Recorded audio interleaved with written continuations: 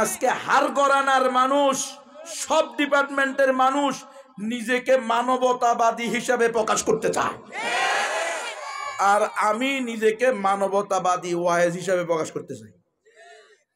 গুলো হইলো এরা যে কয় মানবতাবাদী, মিশা কথা, এরা হইলো ভোটবাদী, এরা হইলো চেয়ারবাদী।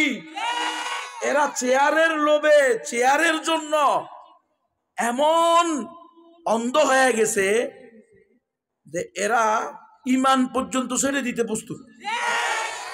নাউযুবিল্লাহি মিন যালিক। বলে দিচ্ছে যে আমার কাছে দল ধর্ম সবকিছু নিছে, সবার ঊর্ধ্বে বলে মানবতা।